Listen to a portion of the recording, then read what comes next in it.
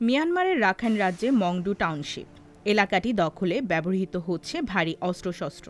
Arakan আর্মির এমন হামলায় বিধ্বস্ত হয়েছে এখানকার বহু স্থাপনা। দীর্ঘ ১১ মাস সংঘাতের পর এভাবেই ধীরে ধীরে প্রতিপক্ষের প্রতিরোধ ভেঙে দেয় আরাকান আর্মি। মিয়ানমারের দৈনিক ইরাবতীর বরাত দিয়ে এএফপি জানায়, গত বছরের নভেম্বরে মিয়ানমারের পশ্চিমাঞ্চলীয় রাখাইন রাজ্যে নিরাপত্তা বাহিনীর সদস্যদের উপর আক্রমণ চালায় আরাকান আর্মি। এরপর রাজ্যটিতে দুই পক্ষের মধ্যে লড়াই শুরু হয়।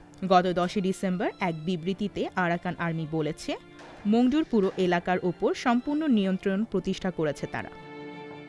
এএফপির খবরে বলা হয়েছে, মংডুর দখল করা সর্বশেষ ঘাঁটি থেকে কুখ্যাত সেনা কর্মকর্তা ব্রিগেডিয়ার জেনারেল থুরিন তুনসহ জান্তা বাহিনীর কয়েকশো সদস্যকে গ্রেফতার করেছে আরাকান আর্মি। এইদিকে লড়াইয়ের এমন ভয়াবহ দৃশ্য সীমান্ত এলাকায় আতঙ্ক ছড়িয়েছে। মংডু দখলে নেওয়ার পরপরই আরাকান আর্মি নাফ নদীতে নৌ চলাচলের উপর নিষেধাজ্ঞা জারি করেছে।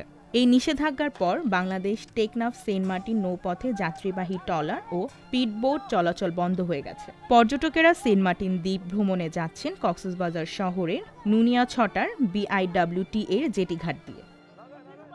মংডুর পরিস্থিতি অস্থির। এটি এখন আরাকান আর্মির দখলে চলে যাওয়ায় বাংলাদেশ ও মিয়ানমারের দুই পারেই রোহিঙ্গাদের নিরাপত্তার ঝুঁকি বেড়েছে।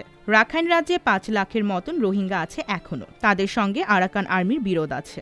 রাখাইনে রোহিঙ্গাদের বাংলাদেশে ঠেলে দেওয়া হতে পারে এমন আশঙ্কা থেকে বান্দরবন ও কক্সবাজার সীমান্তে টহল জোরদার করেছে বাংলাদেশ কোস্টগার্ড ও বর্ডার গার্ড বাংলাদেশ বিজিবি। এদিকে কর্মকর্তারা বলছেন, অনুপ্রবেশ ঠেকাতে নাফ নদী ও সীমান্তের কঠোর অবস্থানে আছে বাংলাদেশ।